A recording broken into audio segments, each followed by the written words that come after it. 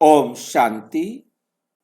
20 जनवरी 2026 आज की साकार मुरली रंगीन बड़े बड़े अक्षरों में पढ़ें, सुने और मंथन करें। हम प्रतिदिन प्रातः 4 बजे, 6 बजे, शाम को 4 बजे, 8 बजे मुरली मंथन करते हैं। आप सभी भी इस मुरली मंथन में साथी व सहयोगी बन सकते हैं, जिसके लिए इसी वीडियो के डिस्क्रिप्शन बॉक्स में गूगल मीट का लिंक दिया हुआ है। आप सहज उससे चारों समय जब भी चाहें, एक ही लिंक रहता है रोजाना के लिए। यदि आपको जुड़ने में कोई कठिनाई हो रही है तो सामने ही इसी वीडियो में नीचे चलती हुई लाइन में व्हाट्सएप नंबर दिखाई दे रहा है, उस पर मैसेज करके आप लिंक पुनः प्राप्त कर सकते हैं, प्रश्न पूछ सकते हैं, आपका कोई सुझाव है हम सबके लिए वो भी आप भेज सकते हैं। ओम शांति। आज की साकार मुरली का सार। मीठा मीठा बाबा कहते, मीठे बच्चे बेहद के बाप को याद करना। बेहद का बाप अर्थात पूरे यूनिवर्स का बाप, न केवल इस पृथ्वी की आत्माओं का पिता, न केवल इस पृथ्वी का मालिक, बल्कि पूरे यूनिवर्स, पूरे ब्रह्मांड का मालिक।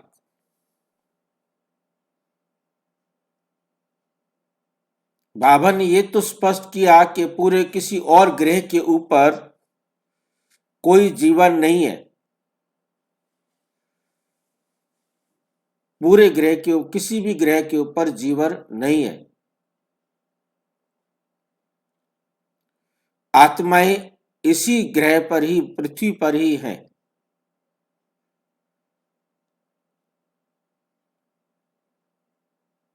फिर भी सारा यूनिवर्स एक दूसरे से जुड़ा हुआ है और बेहद के यूनिवर्स का बाप, और उसको याद करना ये है गुप्त बात, ये वंडरफुल बात है, अजीब बात है। सारे वर्ल्ड की, सारे ब्रह्मांड की आत्माओं का बाप और उसको याद करना ये है गुप्त बात। दुनिया में कोई छोटा सा गुरु है, छोटा सा संत है, छोटा सा महात्मा है, छोटी सी कोई जगह है जहां पूजा पाठ होती है, जहां भगवान के बारे में समझा जाता है, वो सबको पता लग जाता है क्योंकि वो दिखाई देता है। आप उस दरगाह पर जाते हो, उस मंदिर में जाते हो, उस पेड़ के पास जाते हो, आप चर्च में जाते हो, आप गुरुद्वारे में जाते हो, आप वहां जाते हो, आप वहां जाते हो, आप वहां जाते हो, वो दिखाई देता है। यहाँ ब्रह्मा कुमारी में जाते हैं, समझते हैं उसी तरीके से जैसे मंदिर में जाने वाले हैं, गुरुद्वारे में जाने वाले हैं, चर्च में जाने वाले हैं। ये भी इसी तरह एक स्थान है, ये भी जाकर अपने भगवान की पूजा करते होंगे।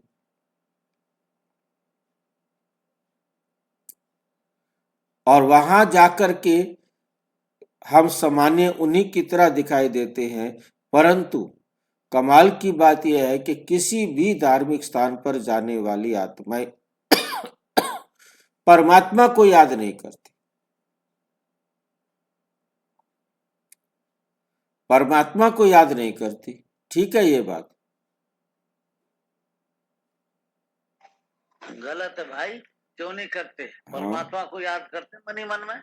मनी मन में सारे परमात्मा को याद करते हैं ना, सारे परमात्मा को क्यों करे, केवल एक परमात्मा को करना है।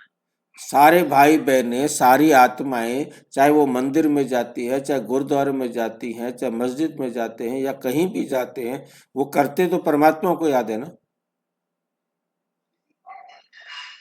हर आत्मा का अलग अलग वो जी हिसाब पता नहीं कैसे करते होंगे, नहीं तो हम हमारी जो आत्मा है केवल उस परमात्मा को ही याद करते हैं।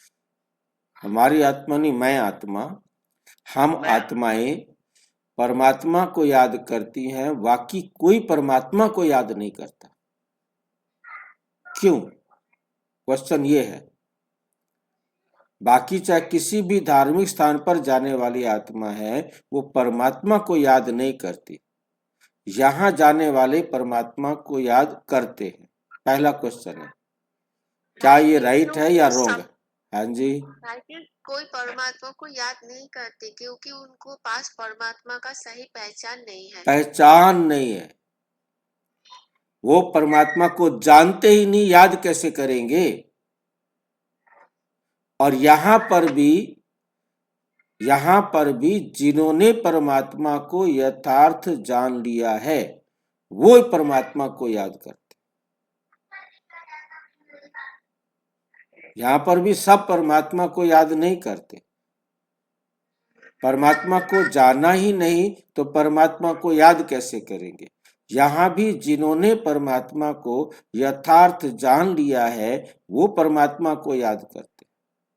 कैसे पता लग सकता है कि मैं परमात्मा को याद करता हूं कि नहीं करता हूं?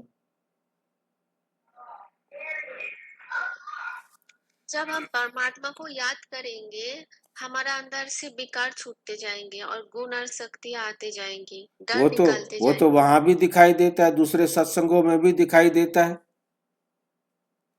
वे तो दूसरे सत्संगों में भी दिखाई देता है। यहाँ कोई नई बात है क्या? जी, परमात्मा को याद करते हैं तो भय खत्म होता जाता है।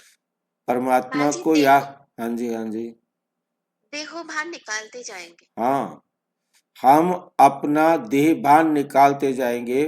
पड़ोसी को पता लगेगा ये देह भान निकाल रहा है।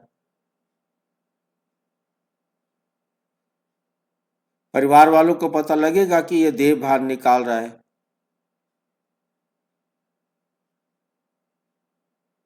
नहीं लगता बाजी। नहीं लगता, इसलिए गुप्त है। आप अपने अंदर सुधार ला रहे हो, ये किसी को पता नहीं लगता कि ये अपने आप को सुधार रहा है। कुछ समय बाद पता लगता है कि इसके जीवन में परिवर्तन आ रहा है। जब आपके जीवन में परिवर्तन आता है, आपके जीवन में आने वाले परिवर्तन को देखकर वो भी परिवर्तित होते हैं। परिवार वाले, संबंध संपर्क वाले क्यों परिवर्तित नहीं हो रहे? क्योंकि मैंने अभी अपने जीवन में परिवर्तन नहीं किया। मेरे जीवन का परिवर्तन ही उन्हें परिवर्तन होने के लिए तैयार करता है। जब मेरे जीवन से दूसरे परिवर्तित होने लगते हैं, तब वो परिवर्तित होते हैं। उनको पता चलता है कि भाई ये परमात्मा को ही कुछ है इसके पास, जो हमें भी करना चाहिए। परंतु ये रहता गुप्त है, उनको ही पता लगता है जो पहचानते हैं। और फिर उनका भी समय आ गया है परमात्मा को पहचानने का। आपका परिवर्तन भी कईयों को महसूस नहीं होता। मतलब कहने का मतलब यह है, पर सबको पता नहीं लग सकता कि ये जो है ना परमात्मा को याद करता है। दुनिया वाले कहेंगे ये ब्रह्मा कुमारियां भी भगवान को याद करती है हमारी तरह। जैसे हम मंदिर में जाते हैं, मस्जिद में जाते हैं, गुरुद्वारे में जाते हैं, ऐसे ही अपने ब्रह्मा कुमारीज में जाते हैं। परंतु ब्रह्मा कुमारीज में भी गुप्त याद में रहते हैं, जिनको जितना जितना परमात्मा की पहचान आती जा रही है, और उतना उतना उनके संबंध संपर्क वालों को अनुभव होने लगता है, जितना जितना वो अपने जीवन को परिवर्तन करते हैं। ये है गुप्त बात, ये है गुप्त बात।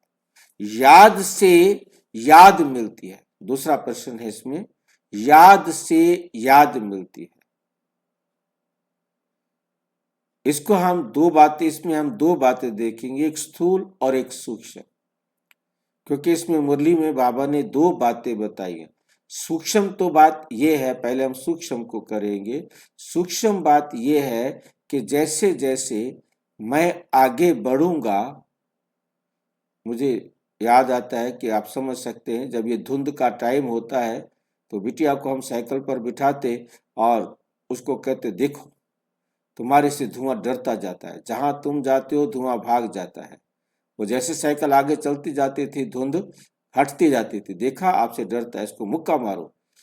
अब हम जैसे जैसे एक प्रॉब्लम सॉल्व करते हैं, हमें दूसरी प्रॉब्लम सॉल्व करने का रास्ता दिखाई देता है।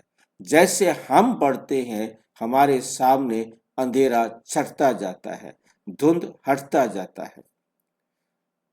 तो इस प्रकार से ये एक मदद है सूक्ष्म रूप से कि जितना हम बाबा की श्रीमत पर आगे बढ़ेंगे तो हमारे को अगला रास्ता भी दिखाई देने लगेगा। तो हमसे पूछते थे देखो अब किधर मुड़ना है, रास्ता नहीं दिखाई दे रहा ना, अब देखो दिखाई देगा, एक मुक्का मारो, वैसे मुक्का मारते रास्ता सामने दिखाई देता, देखा। तो हम जितना आगे बढ़ेंगे तो हमारा अंधेरा हटता जाएगा। यह है सूक्ष्म।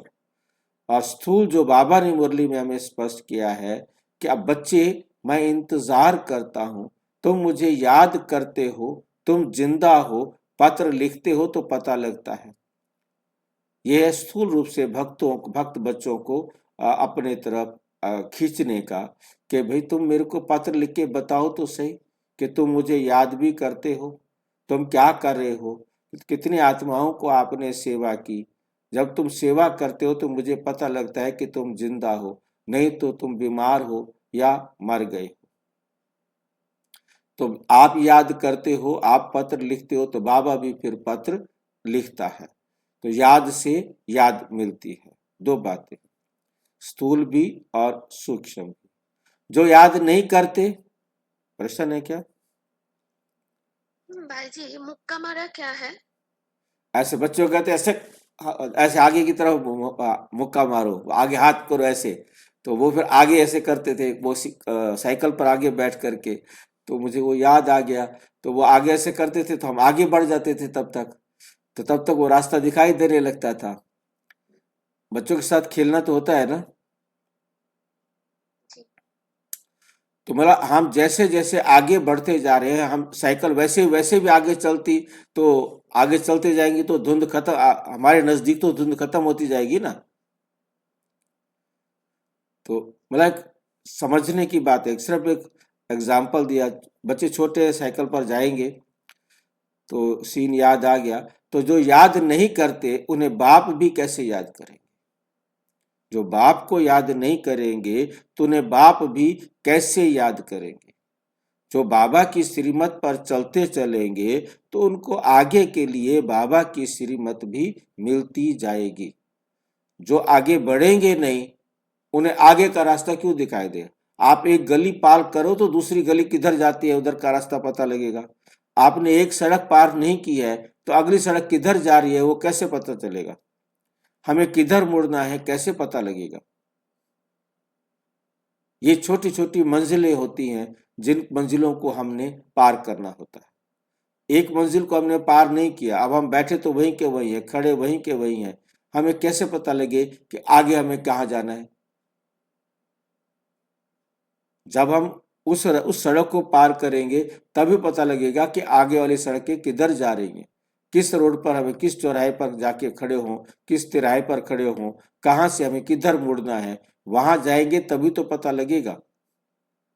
इसके बाद आगे चौराहा आएगा कि तिराहा आएगा, ये पहले तो डिसाइड नहीं कर सकते ना। फिर वहां जाकर के सोचना पड़ेगा।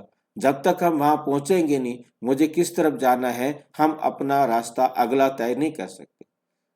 रास्ते तो बाबा जी, थोड़े जितना जितना आगे बढ़ेंगे उतना हमारा रास्ता खुलते जाएंगे। खोलते जाएंगे। ठीक है कि नहीं? प्रश्न, संगम पर तुम बच्चे कौन सी पढ़ाई पढ़ते हो जो सारा कल्प नहीं पढ़ाई जाती? पूरा कल्प जो पढ़ाई नहीं पढ़ाई जाती वो पढ़ाई आप संगम पर पढ़ते हो। ऐसी कौन सी पढ़ाई है जो सारे कल्प में नहीं पढ़ाई जाती? सतयुग में, त्रेता में, द्वापर में, कलयुग में, चारों युगों में वो पढ़ाई नहीं पढ़ाई जाती। केवल इस संगम पर आकर ही बाबा वो पढ़ाई पढ़ाते हैं। जीते जी शरीर से न्यारा अर्थात मुर्दा होने की पढ़ाई अभी पढ़ते।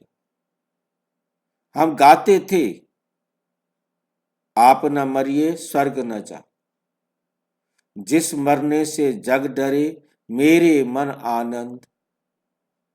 आगे उसका अर्थ होता था पाइए परमानंद, मतलब जो है ना, मतलब उस लाइन थोड़ा सा निकल रही है मेरे दिमाग से। मतलब उसके बाद था कि भी आप मरेंगे तो पाइए परमानंद, मतलब उसके कविता की लाइन क्या है वो एक्यूरेट बुद्धि में नहीं आ रही है। तो हमें समझना है कि हम गाते तो थे, जिस मरने से जग डरे मेरे मन आनंद। अब वो मरना कौन सा है जिससे सारा जग डरता हो और मुझे आनंद मिले? अपने आप को आत्मा समझने से मैं अमर हो गया। मैं अपने आप को आत्मा समझूंगा तब जब मैं इस देह से मरूंगा। मैं इस देह से मरा नहीं, क्योंकि मैंने अपने आप को आत्मा समझा। मैं आत्मा हूं, इसका मतलब मैं देह नहीं हूं। अब तक मैं समझता था कि मैं देह हूं, और अब मैं समझता हूं मैं आत्मा हूं। तो मैं मर गया ना, देह तो मर गई ना, ये देह तो मुर्दा है ना, देह तो शव है। आत्मा निकलते ही शव को कोई प्यार करके दिखाए?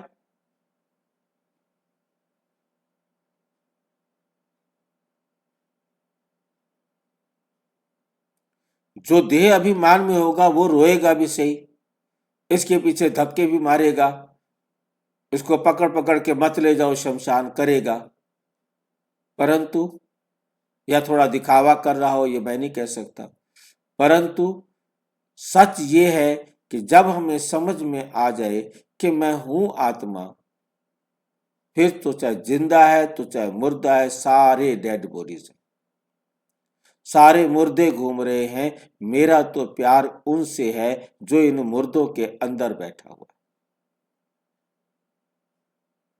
अब मुझे सिर्फ आत्माएं ही दिखाई दे, मुझे देह या देह का संबंध दिखाई दे रहा है तो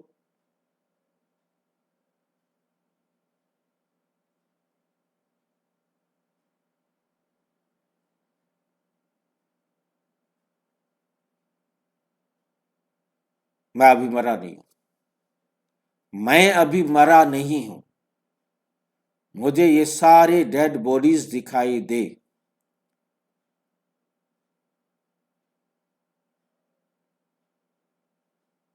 तब समझो कि मैं मर गया। बाबा हमें ऐसे मरने वाली पढ़ाई पढ़ाते हैं जो किसी और जगह नहीं पढ़ाई जा सकती, कभी नहीं पढ़ाई जाती। ना सतयुग में पढ़ाई जाती है, ना त्रेता में पढ़ाई जाती है, ना द्वापर में पढ़ाई जाती है, ना कलयुग में पढ़ाई जाती है, ना किसी धर्म मजहब पंथ में पढ़ाई जाती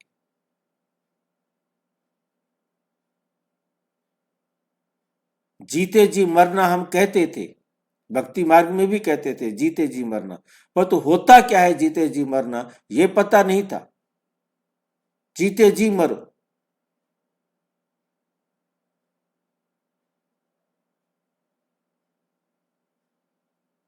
किसी और को पता हो तो मुझे नहीं पता, वो तो मुझे नहीं मालूम था कि जीते जी गाते थे, हम कहते थे भी जीते जी मरना है, जीते जी मरना है। अब जीते जी मरना क्या, जीते जी मरना है?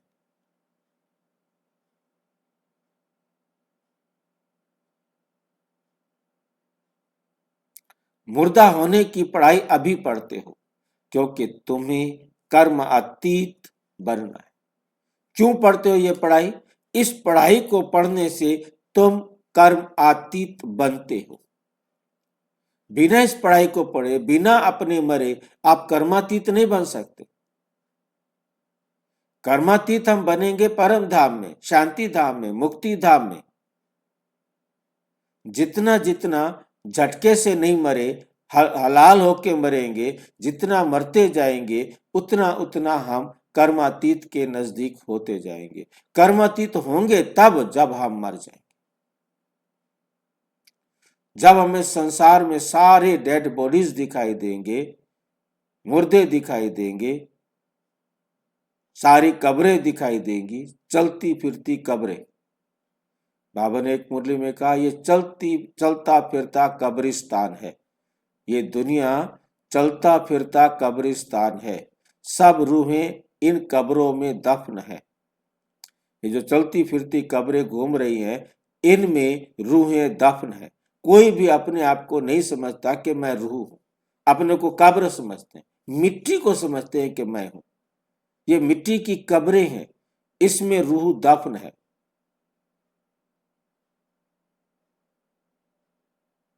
खुदा आए हैं इन रूहों को जगाने के लिए, क्योंकि कयामत से पहले हर रूह को खुदा के पास आना है। जागेगी तो आएगी। अब ये कुरान भी कहती है कि खुदा आकर हम रूहों को जगाता है, तब तक हम रूहें इस कब्र में दफन रहती। अब कोई उनको समझाने वाला नहीं मिला। जब तक खुदा ना आए तब तक उनको कौन समझाए। जिस दिन समझ में आ जाएगा, ऐसा विचार वाला कोई वीडियो निकलेगा, जब हम ये मुस्लिम धर्म वाली बनाएंगे प्रदर्शनी, वो यूट्यूब पर जाएगी और उन आत्माओं को टच होगा, अच्छा हम भी आत्मा है, हम ये जिस्म नहीं है, खुदा भी आत्मा है, रूह है, वो भी जिस्म नहीं है।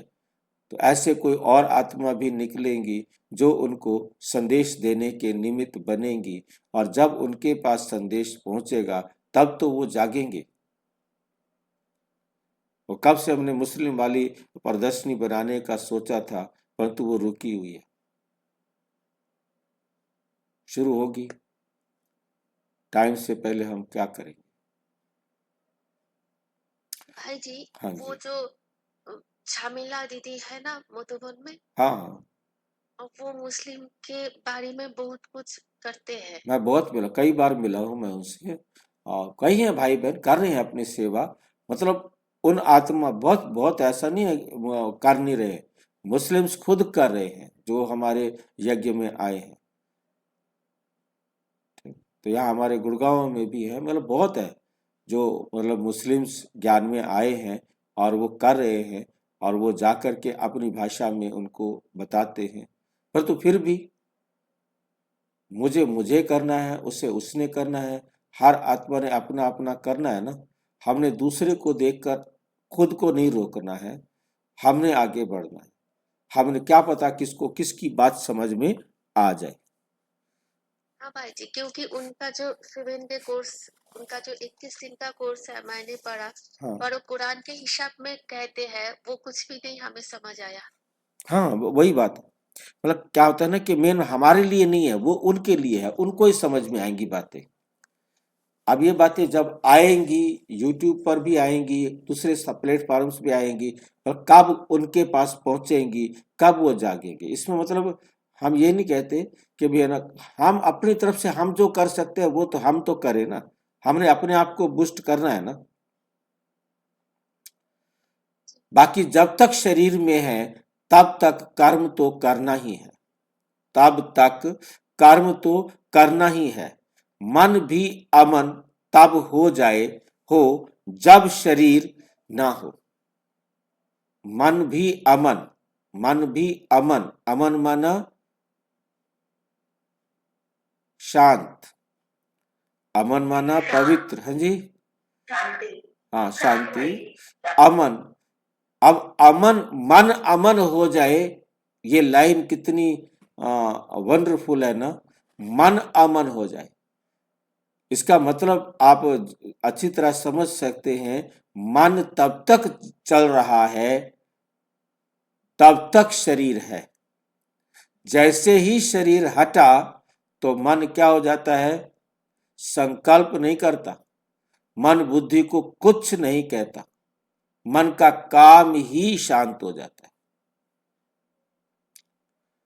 क्योंकि अब मन जो है वो आउटर लेयर है, आत्मा की आउटर लेयर है। देखा है ना, मन क्या है, आत्मा की आउटर लेयर है। और आउटर लेयर का काम कब होता है?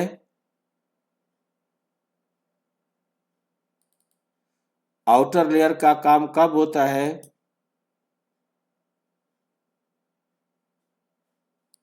जब तक शरीर है। जब शरीर नहीं है तो आउटर लेयर का काम भी खत्म हो जाता है।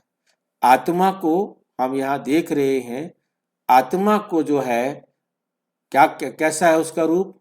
जैसे ये एटम है, जैसे ये एटम है, हम देख रहे हैं ये एटम। इसी प्रकार से आत्मा में भी तीन चीजें हैं, तो एटम में भी तीन चीजें हैं, मन, बुद्धि और संस्कार। मन आत्मा का बाहर का छिलका है।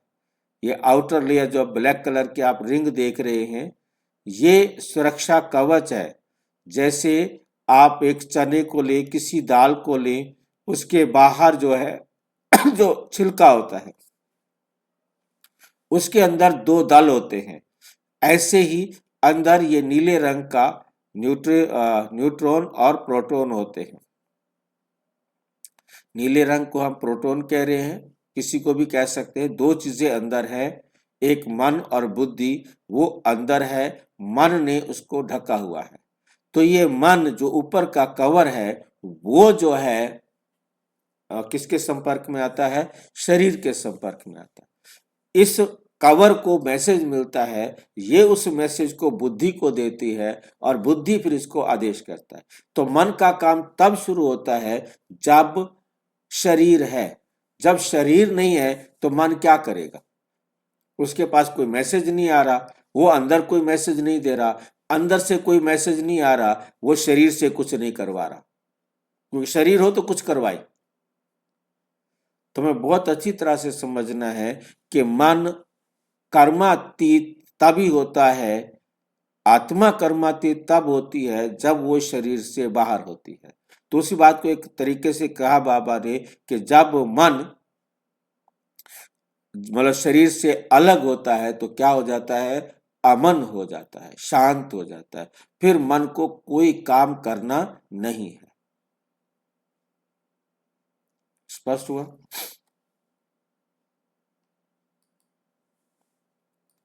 जब मन कर्म करना नहीं है, उसको मन अमन हो जाता है, वो किसी भी प्रकार की शारीरिक क्रिया करेगा ही नहीं। जीते जी जो मर गया वो इस शरीर का कहना मानेगा ही नहीं। वो कहेगा नहीं, मैं आत्मा हूं, मुझे परमात्मा का कहना मानना है, इस शरीर का कहना क्या मानना है? इस शरीर को उसी अनुसार चलाना है जिस अनुसार परमात्मा कह रहे हैं, बस। जी मतलब जब मन का काम बंद हो जाएगा तो बुद्धि और संस्कार का भी काम बंद हो जाएगा। काम तो बंद नहीं होगा, क्योंकि तब तक इस संसार में यहाँ से यदि मुझे अपने माँ के गर्भ में जाना है तो मैं बुद्धि के अनुसार वहां पर गति करूंगा। और भाई जी, बाबा ने कई बार कहा है जबकि कि वो कर्मातीत अवस्था, हाँ जी, क्या बाबा ने बाबा ने कई बार कहा है कि कर्मातीत अवस्था को पाना है। हाँ मतलब कि शरीर को छोड़ना, हाँ, जैसे शरीर को, शरीर छोड़ना। शरीर के प्रभाव से मुक्त होना है ना। शरीर हमें कर्म, शरीर के कर्म करने के लिए शरीर हमें मजबूर करता है, क्योंकि इसको हमने मेरा कह रखा है। अब जो मेरा है तो उसके लिए तो मुझे करना पड़ेगा ना। जब मैं ये समझ लूंगा ये शरीर मेरा क्या है, ये तो मिट्टी है, ये तो मुझे छोड़ करके जाना है, मैं इनका उतना कहना मानूं, वैसा कहना मानूं जितना परमात्मा मानने के लिए अलाउ कर रहा है। मुझे परमात्मा का कहना मानना है, ना कि इस शरीर का। भाई जी, हाँ जी, आपने बोला बुद्धि के द्वारा गर्भ में जाएगा, दूसरी जगह गर्भ में प्रवेश हाँ करेगा। हाँ जी, हाँ जी। मन फिर नहीं रहेगा ना, मन तो है पर मन है पर तू अमन है, अमन है, शांत हो गया वो, शांत। उसको एक्टिव नहीं है फिर। वो काम तो तभी करेगा ना। और जैसे ही वो शरीर में पहुंचा वो एक्टिव हो गया, हाँ, जैसे ही गर्भ में पहुंचा तो एक्टिव हो गया। एक्टिव हो गया। और उसको पहुंचने में कितना टाइम लगता है? वो तो संकल्प की देर है बस। बस मतलब कहने का मतलब आप समझिए कि मेन बात हमें बहुत अच्छी तरह से समझनी है कि मन अमन हो गया। तो मन होता है कि नहीं होता भाई? हैं जी? सूक्ष्म शरीर में मन तो आत्मा के साथ हमेशा है। देखिए मन नहीं है ना, सूक्ष्म शरीर में मन नहीं है। सूक्ष्म शरीर में मन नहीं है, मन एक्टिव नहीं है क्योंकि शरीर नहीं है। तो मन नहीं है तो फिर कैसे वो क्रियाकलाप करता है? कुछ भी नहीं करता, वो शरीर के संपर्क में आएगा तभी करेगा, बिना शरीर के वो कुछ नहीं कर सकता। वहां जाकर के भी किसी ना किसी शरीर का आधार लेगा, ज्यादा से ज्यादा वो आकृति दिखाएगा, वो बुद्धि के आधार पर होगा, मन के आधार पर वो नहीं। जो आकृति दिख रही है वो बुद्धि की दिख रही है। हाँ, बुद्धि दिखा रही है। वो उसको अपने कार्मिक अकाउंट के हिसाब से दिखा रही है। जैसे छलावा कहते हैं, छलावा क्या होता है? छलावा ये होता है कि वो आपको ऐसे लगेगा जैसे आप अब गाड़ी चला रहे हो, चाहे साइकिल चला रहे हो, चाहे पैदल जा रहे हो, कैसे भी हो, वो तो आपको लगेगा वो आ रहा है जी। सिर्फ एक शेप ही दिखता है और कुछ नहीं होता। हाँ, एक होता नहीं है shape वो ही होता है। वो आपको लगेगा ये आ गया, और आप उससे बचने के लिए साइकिल को नीचे गिराए उतारेंगे सड़क से, और आप गिर जाएंगे। आप कहेंगे उसने मेरे को गिराया। उसने क्या किया?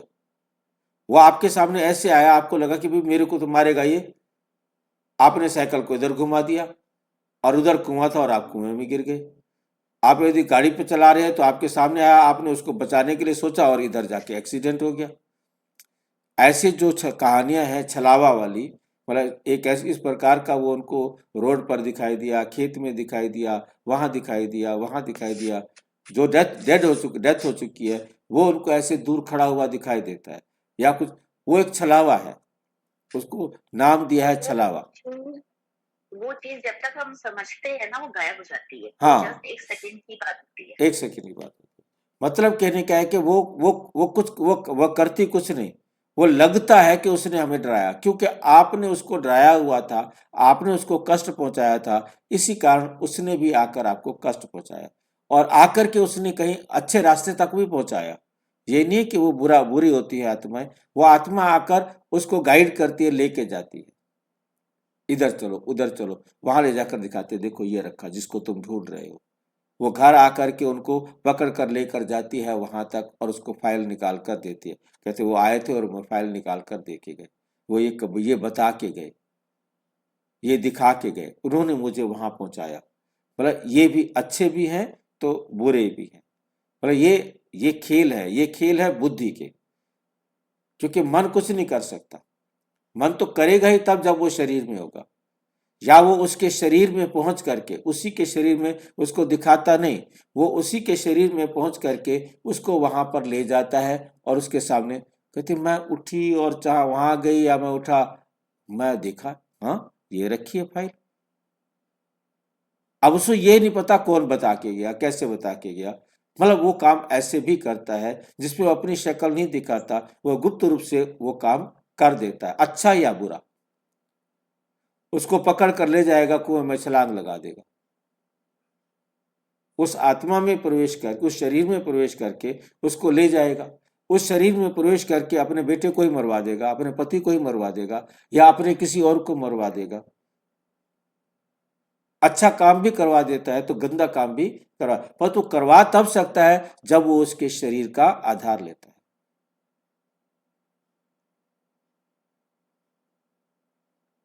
भाई जी जब मर जाएगा तो मन का काम बंद हो जाएगा। हाँ, काम बंद हो जाएगा। कब तक? जब तक वो अगले शरीर में प्रवेश नहीं करेगा। इसलिए तो बाबा ने कहा कि एक सेकंड में पहुंच जाती है, एक सेकंड में इधर से निकली और दूसरे शरीर में पहुंच गई। और वहां से यदि उसने कहीं दूसरी जगह जाकर पाठ बजाना है तो उसको वहां से भी वहां जाने में एक सेकंड लगता है। उसी एक सेकंड के अंदर उसी वहां से शरीर छोड़ा और इधर अपना पाठ शुरू। अब जितनी देर उसने गमन किया, जितनी देर वो रास्ते में थी, अब वो टाइम तो एक सेकंड के अंदर है, हमें लगता ही नहीं कि वो टाइम हुआ, परंतु वहां तक पहुंचने का भी जो समय था वो समय क्या होगा नेग्लिजिबल है, उसको हम देख नहीं सकते, काउंट नहीं कर सकते, तो उतने समय आत्मा को, मन को कोई काम नहीं है। सारा है तो संकल्प का ही खेल ना भाई जी। सारा संकल्प का खेल है, पर तू संकल्प किया और उतनी ही स्पीड में वो वहां पहुंच गई, और उसके बाद उसने शरीर का आधार ले लिया, माँ के गर्भ में गई। अब उसने कुछ करना नहीं, करना क्या है, अब अपने देखना है कि हाँ जी इसको तैयार किया जाए शरीर को।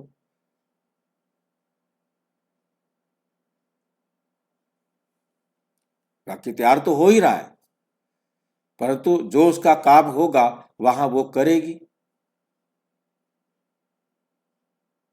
जब शरीर तैयार होगा तब कोई संकल्प नहीं उठेगा, मन का कुछ काम अंदर नहीं अंदर होगा। कोई संकल्प क्या करना है उठा करके, वो जहां है वहां खुश होती है आत्मा। आत्मा को वहां कोई दर्द महसूस थोड़ा हो रहा है। अब हम ये शरीर हमारा है, हम आत्माएं, हमें कोई दर्द, कोई चोट मारे तो लगेगा। जैसे अल्ट्रासाउंड के अंदर देखा जाता है, उसको चोट मारते हैं, धक्का देते हैं, तो उसका हाव भाव नहीं आते, परंतु उसके टांग मारना है, हाथ हिलाना है, मतलब कुछ करना है, तो मतलब उसको कुछ हो रहा है ना। तो अल्ट्रासाउंड में देखा जाता है, तो मतलब जब नजदीक दिन आते हैं तब वो कुछ ना कुछ क्रियाएं करता है। माँ को महसूस होता है कि अंदर क्या क्या कर रहा है। अब वो ठीक है, अब हम वापिस चले, क्योंकि वहां भाई जो, जी, हाँ जी, भाई जी, इसका मतलब हमें मर जाना है, मतलब कोई संकल्प नहीं उठेगा अभी। तब संकल्प नहीं उठेगा। साक्षी दृष्टा होने का मतलब भी क्या है, मर गए, तभी तो हमें संकल्प नहीं उठेगा। तभी भाई तो जी, कोई जगत संकल्प जी, नहीं उठेगा ना। कोई भी मेरे साथ अन्याय हो रहा है, मुझे कोई संकल्प ना उठे, और मेरी कोई प्रशंसा कर रहा है, मेरे को कोई संकल्प नहीं उठे। यदि प्रशंसा पर जगत मुझे खुशी महसूस हो रही है, तो मेरी इंसल्ट पर मुझे दुख महसूस होगा। तो मैं शरीर में हूं, वरना मेरी स्मृति में होता कि मैं आत्मा हूं, कि अच्छा इस आत्मा ने मेरे को गाली दिया है, मेरा दुर्व्यवहार किया है, तो ओके, ओम शांति। जब तक देहभान है तब तक तो इससे मुक्त हो ही नहीं सकता। तब तक नहीं, तब तक कर्मातीत नहीं हो सकते ना। नहीं हो मन सकता। अमन नहीं हो सकता। बहुत ज्यादा टाइम हो गया। भाई जी, जगत जीत माना क्या, या मन जीते जगत जीते? माया जीते, मन जीते नहीं। मन जीते कहते थे भक्ति मार्ग के अंदर। बाबा ने कहा है जब आप अपने अंदर माया को जीत लेंगे, मीन्स जरा भी अज्ञानता नहीं रहेगी, जरा भी अपवित्रता नहीं। अब माया है क्या, अपवित्रता। मेरे पास पूर्ण पवित्रता नहीं है तो मैं अपवित्र हूं। मेरे पास संपूर्ण पवित्रता नहीं है तो मेरे पास अपवित्रता है, वो माया है। यदि मैं संपूर्ण पवित्र हो गया तो मेरे पास अपवित्रता नहीं रहेगी ना। मेरा मन अमन हो गया, शांत हो गया, अब मेरे पास अशांति कहां से हो गया, शांति है ही नहीं। जब हम ये इस माया पर जीत प्राप्त कर लेंगे तभी तो हम जगत जीत बनेंगे। मेरा मन अशांत है, इसका मतलब मेरे पास माया है, मेरे अंदर माया है, वही तो अशांति है। क्योंकि शांति होती तो माया ही नहीं होती, मैं अशांत क्यों हूं। शांति जितना कम है उतनी माया है, पवित्रता जितनी कम है उतनी माया है, जितना ज्ञान कम है उतनी माया है। अब हम इस माया को जीतेंगे तो हम जगत जीत बनेंगे। जगत जीत माना जगत का कोई प्रभाव नहीं आएगा। बिल्कुल। अच्छा जी। बस सभी मेरे को तभी एक्सेप्ट करेंगे ना। नारायण ऐसे कैसे एक्सेप्ट किया, सबके दिल में कैसे आया कि हम नारायण को एक्सेप्ट करें। तभी तो जो जो भी उठ करके आए उन्होंने आते ही नारायण को अपना राजा एक्सेप्ट कर लिया, लक्ष्मी ने उसको अपना हस्बैंड एक्सेप्ट कर लिया, क्योंकि उनका कार्मिक अकाउंट, उनकी संपूर्णता उनको एक्सेप्ट कराती है। ठीक है कि नहीं। तो जगत जीत बन जाएंगे, पर जगत के अंदर कोई भी ऐसी बात नहीं होगी जो मुझे अपनी तरफ आकर्षित करे। ये नहीं कि मैंने उनको यूज नहीं करना, परंतु मेरे पास खिंचाव नहीं होगा, कशिश नहीं होगी। मुरली का शब्द है कशिश, खिंचाव होता है। अब जो देह भान में होगा तो उसको देह का खिंचाव होगा, जो देह भान में नहीं होगा उसे देह का खिंचाव भी नहीं होगा।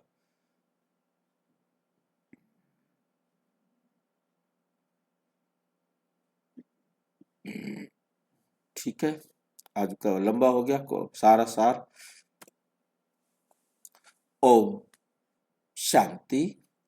बाप बैठ बच्चों को समझाते हैं, क्योंकि ये तो बच्चे समझते हैं, बेसमझ को समझाया जाता है।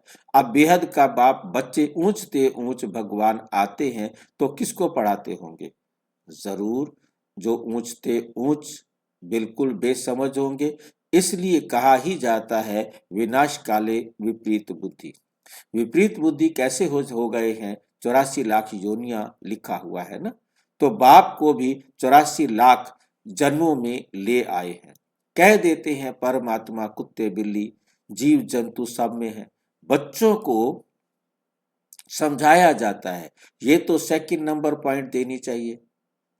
बाप ने समझाया जब कोई नया आता है तो पहले पहले उनको हद के और बेहद के बाप का परिचय देना चाहिए। वे बेहद का बड़ा बाबा और वे हद का छोटा बाबा। बेहद का बाबा माना ही बेहद आत्माओं का बाप। वे हद का बाप जीव आत्माओं का बाप हो गया। वो है सब आत्माओं का बाप। ये नॉलेज भी सब एक रस नहीं धारण कर सकते। कोई 1% धारण करते हैं तो कोई 95% धारण करते हैं। ये तो समझ की बात है।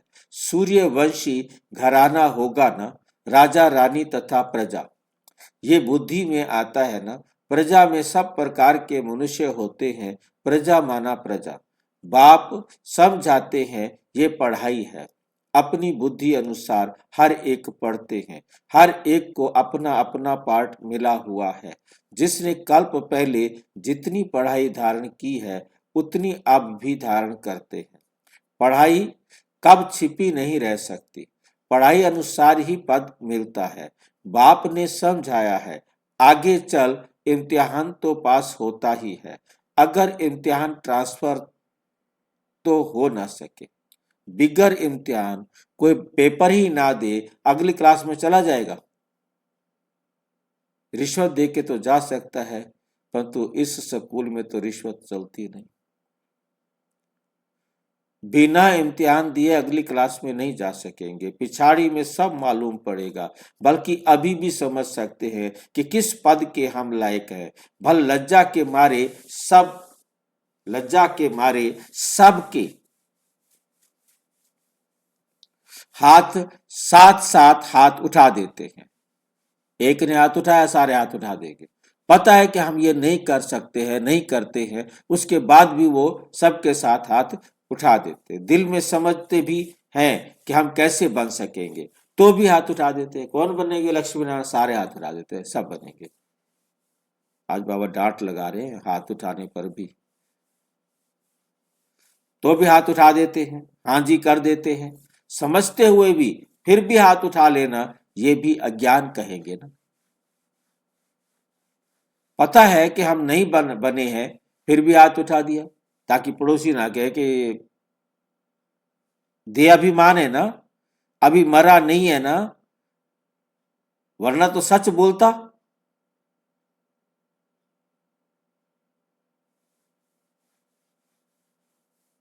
कितना अज्ञान है। बाप तो झट समझ जाते हैं।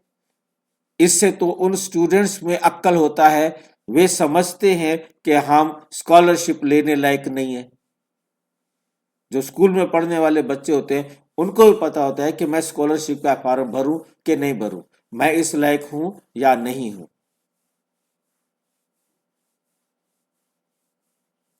पास नहीं होऊंगा।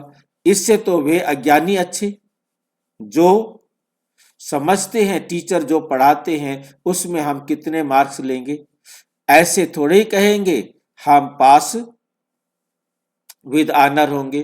तो सिद्ध होता है यहां इतनी भी बुद्धि नहीं है।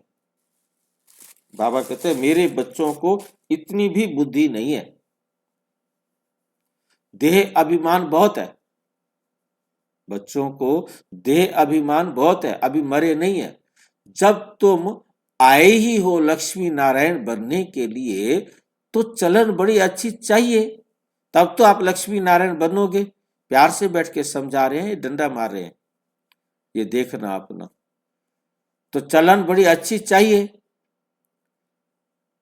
बाप कहते हैं कोई तो विनाश काले विपरीत बुद्धि है, क्योंकि कायदे से बाप से प्रीत नहीं है।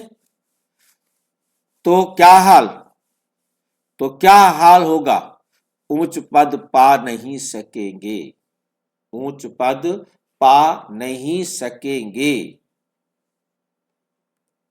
बाप बैठ तुम बच्चों को समझाते हैं विनाश काले विपरीत बुद्धि का अर्थ क्या है, विनाश काले विपरीत बुद्धि का अर्थ क्या है।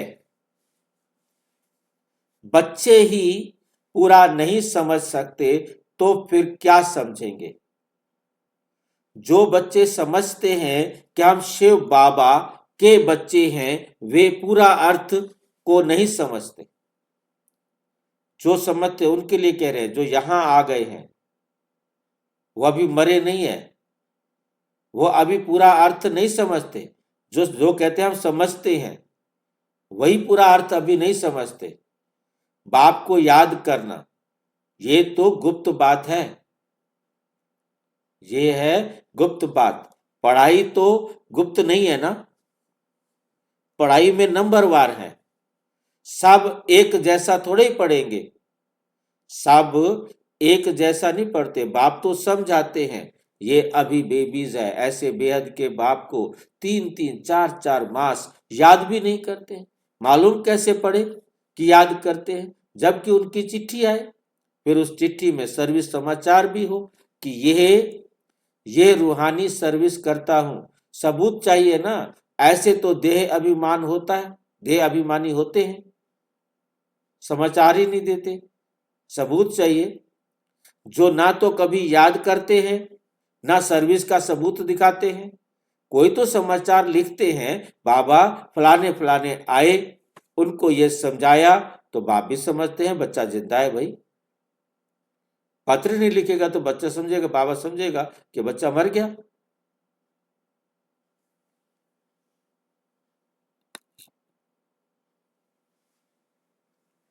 बाबा समझ लेगा कि बच्चा मर गया।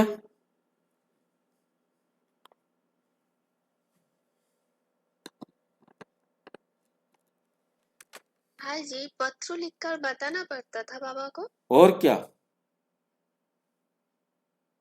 अभी लिख के भेज, अभी बता सकते हो। क्या लिखेगा? लिखना नहीं होता, अब बताना होता है। सवेरे उठो, बाबा को बताओ आज मैं ये काम करूंगा, फिर रात को बाबा को बता के सो जाओ, इतने पे बाबा मैंने इतने काम किए, इतने काम रह गए, कल मैं जरूर पूरा कर दूंगा।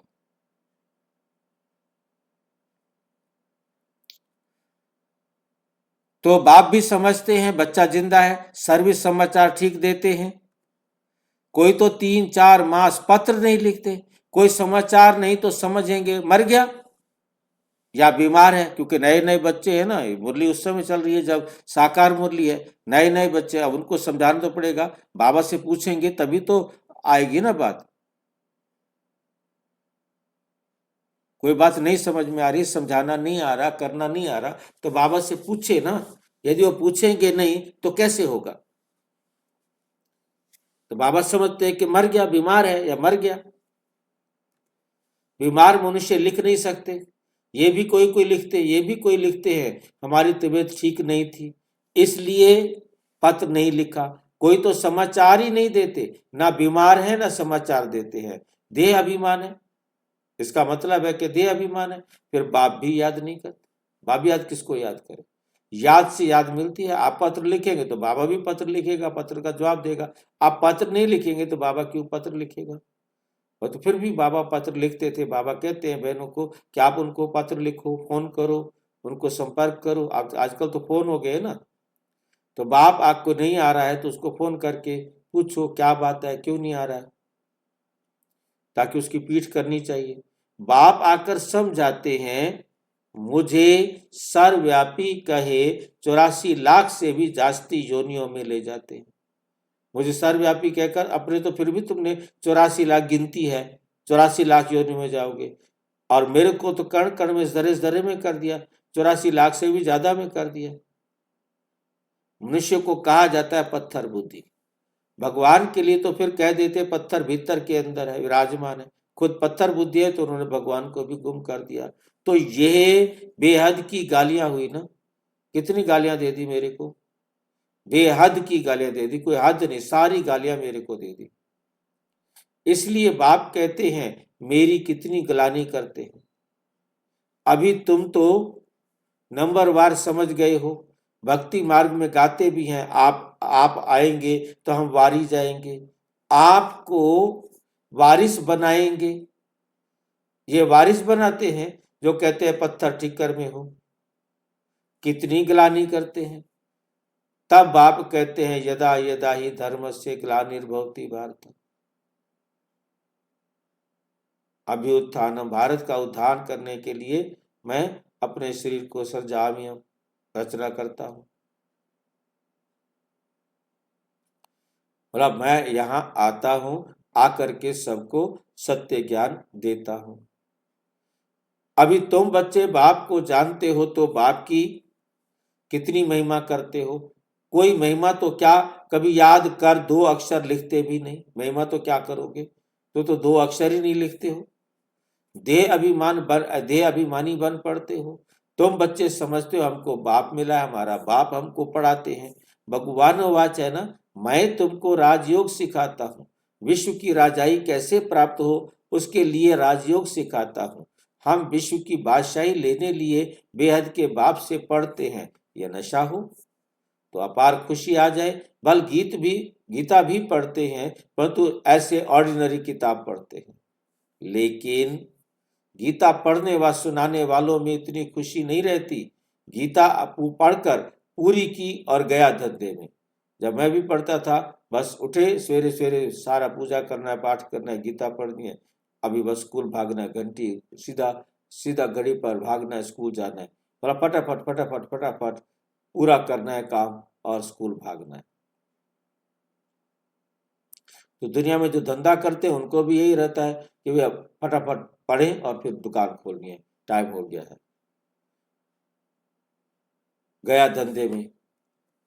तुमको तो अभी बुद्धि में है, बेहद का बाप हमको पढ़ाते हैं, और कोई की बुद्धि में ये नहीं आएगा कि हमको भगवान पढ़ाते हैं। तो पहले पहले कोई भी आवे तो उनको 2 बाप का परिचय दो। ये थ्योरी समझानी है। बोलो भारत स्वर्ग था ना, अभी नर्क है। ऐसे तो कोई कह ना सके कि हम सतयुग में भी है, कलयुग में भी है, क्योंकि दुख मिला है तो वो नर्क में है, किसको सुख मिला है तो वो स्वर्ग में है। ऐसे बहुत कहते हैं दुखी मनुष्य नर्क में है और जो सुखी है वो हम तो बहुत सुखी हैं। भगवान ने हमें सारा कुछ दे रखा है, सारे साधन हैं, गाड़ियां हैं, मकान है, एसी है, जो भी साधन है सारे, हम तो सुखी हैं, हमारे को तो कोई दुख नहीं है। वो नर्क में है बेचारे, झोपड़ी में पड़े हैं, गर्मी में सड़ रहे हैं, ठंड में ठिठुर रहे हैं। हम तो बहुत सुख में बैठे, महल माड़ियां हैं, आदि सब कुछ है, बाहर का बहुत सुख देखते हैं ना। ये भी तुम अभी समझते हो। सतयुगी सुख तो यहाँ हो ही नहीं सकता।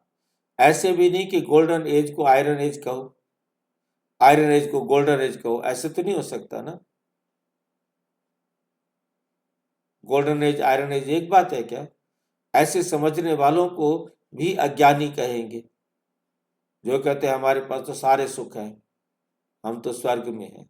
तुम जाओ मंदिर में थोड़ा पूजा पाठ करके आओ, भगवान आपको भी देवे, हमारी शुभ भावना है, आपको भी भगवान देगा।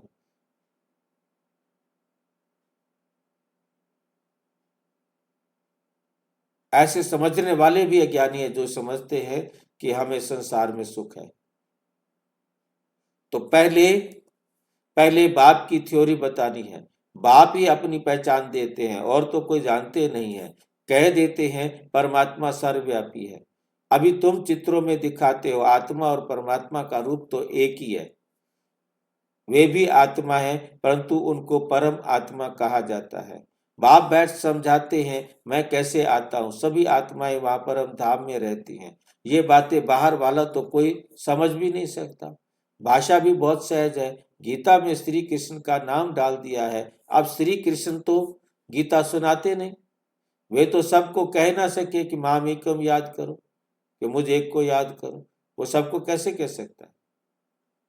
देहधारी की याद से तो पाप कटते नहीं है। श्री कृष्ण भगवानोवाच देह के सब संबंध त्याग माम एकम याद करो, परंतु देह के संबंध तो श्री कृष्ण को भी है।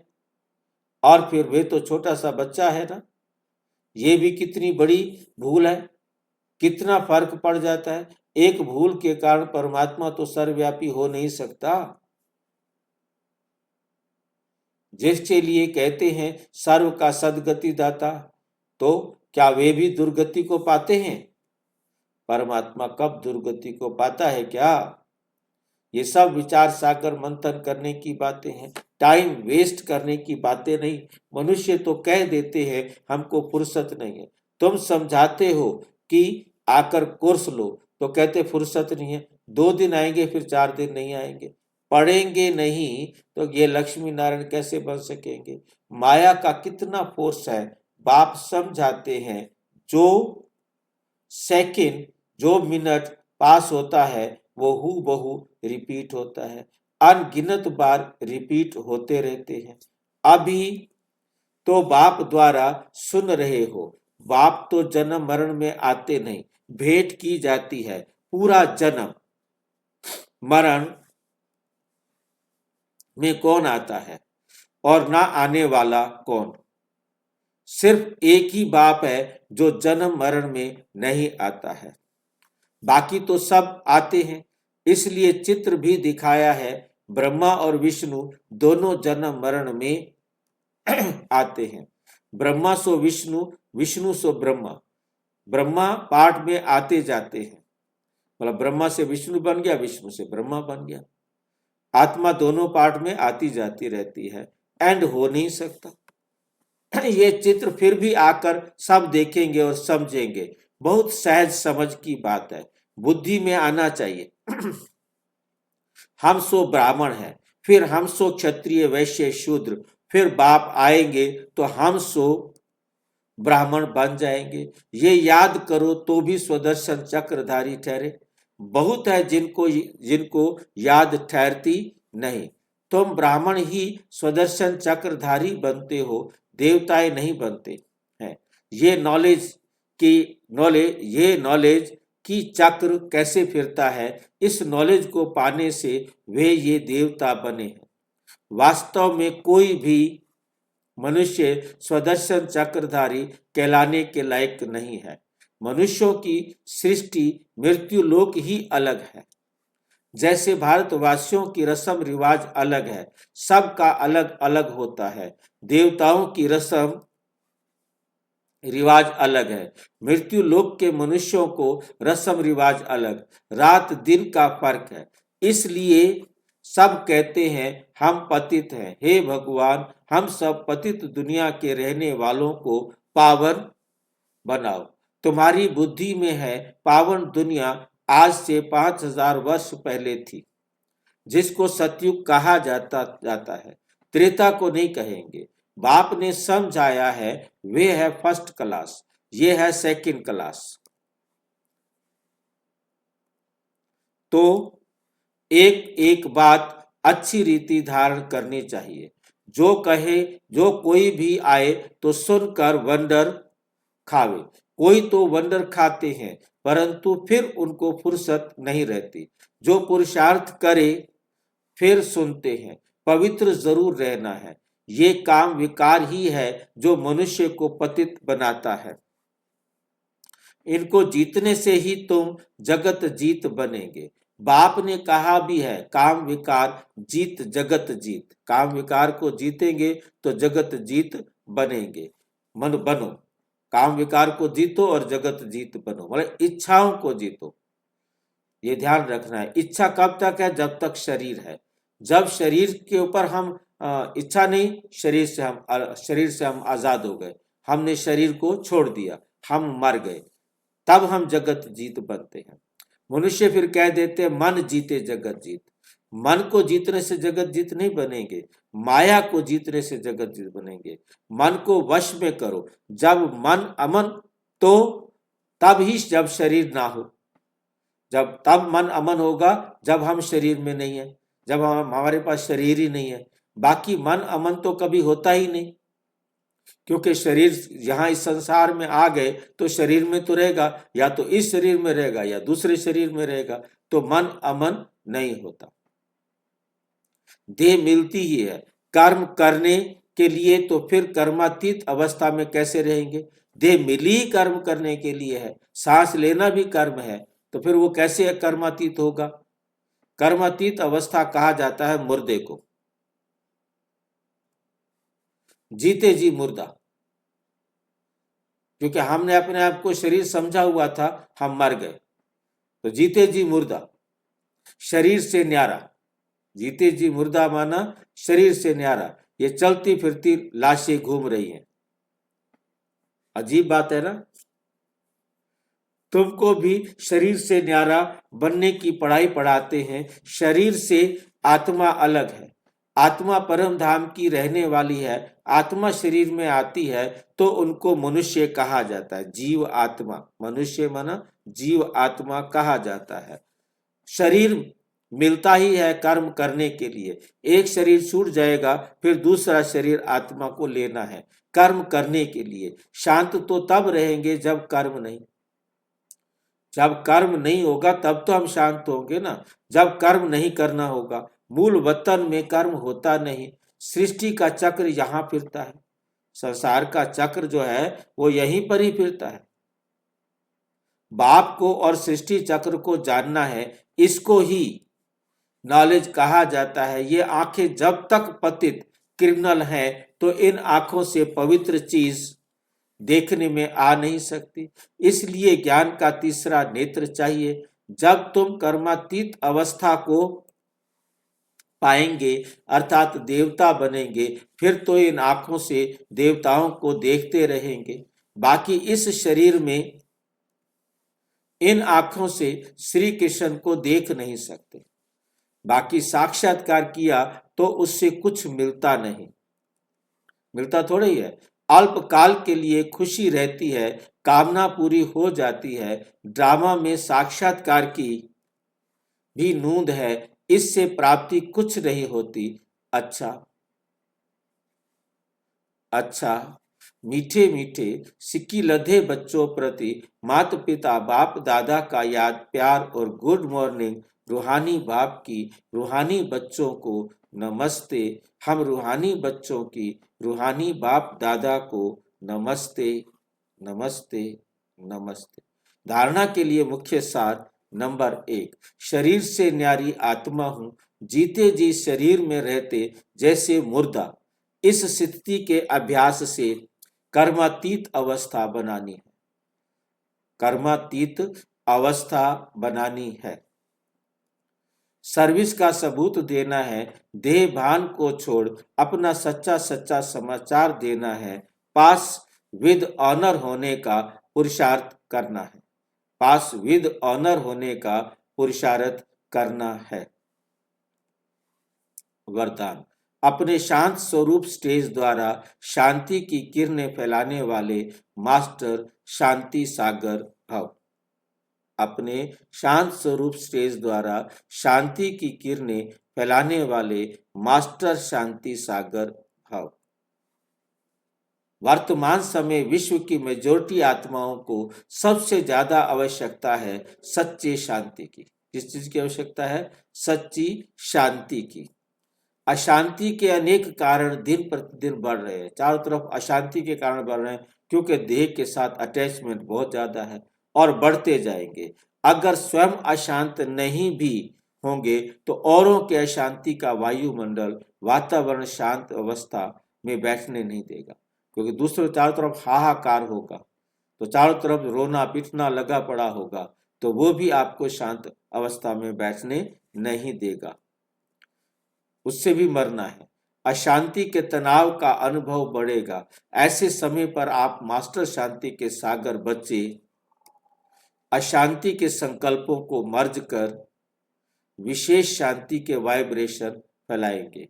मतलब जो उनके अंदर अशांति के संकल्प जागृत है, उनको मर्ज करने की विधि क्या है, उनको ऐसी ज्ञान की बातें सुनाओ, समझाएंगे, संकल्प के द्वारा देंगे। संकल्पों के द्वारा मनसा सेवा करनी है। आप अपने संकल्पों को चेंज करो। अब आप समझो कि ये है, और वो धीरे धीरे आपके संकल्पों को कैच करेंगे और वो भी अपने आप को आत्मा स्वीकार करेंगे और वो भी अमन हो जाएंगे, शांत हो जाएंगे। तो शांति के वह, हाँ जी, और एक बार समझाइए, ठीक से समझ नहीं पाया। और जैसे अब बाबा ने कहा कि आप तो शांत हो गए, परंतु दूसरे आपको शांत नहीं होने देंगे। चारों तरफ हाहाकार मचा होगा, रो रहे होंगे, चिल्ला रहे होंगे, करा रहे होंगे। चारों तरफ आपको महसूस हो रहा होगा कि सारी आत्माएं कितना विनाश के टाइम पर जो मार काट चलेगी, वो सब दुखी होंगे। तो ऐसी आत्माओं को आप मुंह से तो ज्ञान सुना नहीं सकते। उनको संकल्पों से आप उनके अंदर अशांति के जो संकल्प हैं उनको मर्ज करना है। उन आत्माओं में अशांति के जो संकल्प चल रहे हैं, जिसके कारण वो हाय हाय कर रहे हैं, उनको आप संकल्प देंगे, तुम ये शरीर नहीं, तुम आत्मा।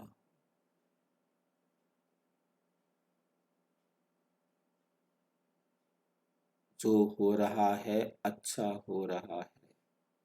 आपके ये जो संकल्प जाएंगे,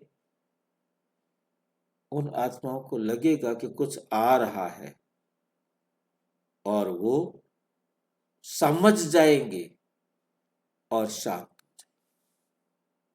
क्योंकि लास्ट में ये मनसा सेवा काम करेगी। मनसा सेवा मतलब करने वाला करे, अब करेगा नहीं तो होगा नहीं ना। इसका अभ्यास अभी से हम करते रहेंगे। जितना हम इसके अभ्यासी होते जाएंगे, उतना वो उस पर प्रभाव अच्छा पड़ने लगेगा।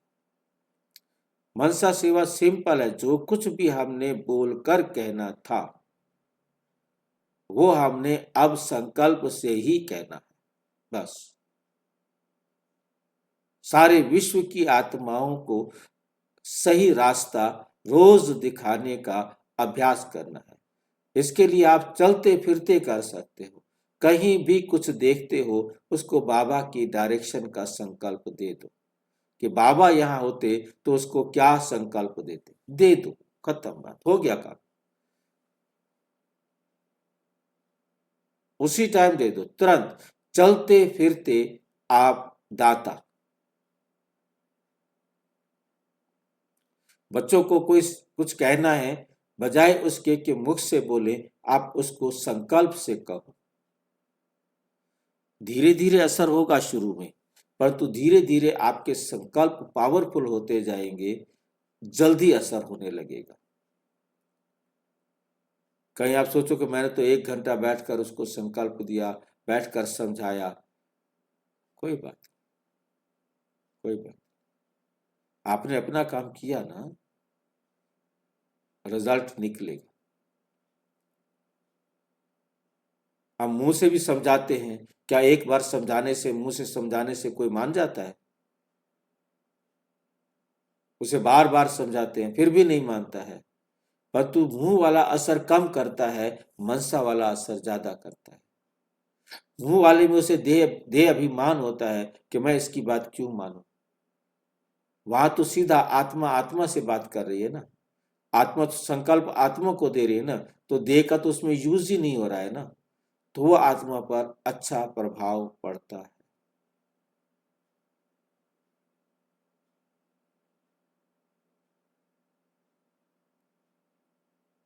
ठीक है।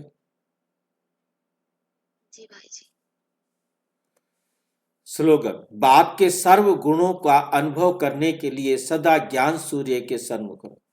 बाप के सर्व गुणों का अनुभव करने के लिए सदा ज्ञान सूर्य के सन्मुख।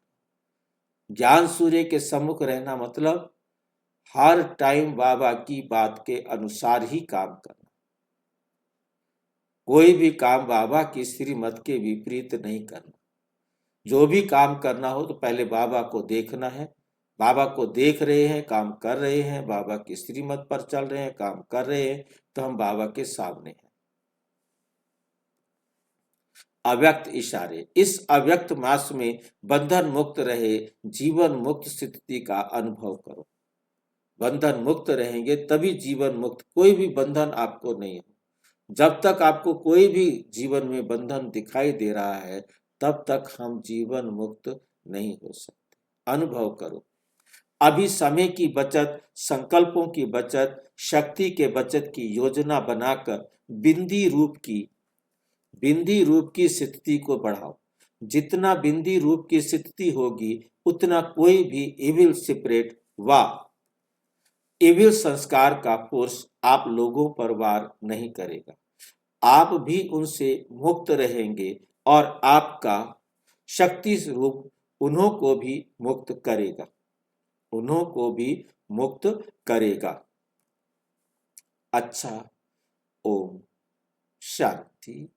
और विस्तार से जानने के लिए प्रजापिता ब्रह्मा कुमारी ईश्वरीय विश्वविद्यालय के किसी भी सेवा केंद्र पर संपर्क करें और यदि कोई प्रश्न है तो 9213106986 पर अराटाई या टेलीग्राम करें। 9650692270 पर केवल व्हाट्सएप करें।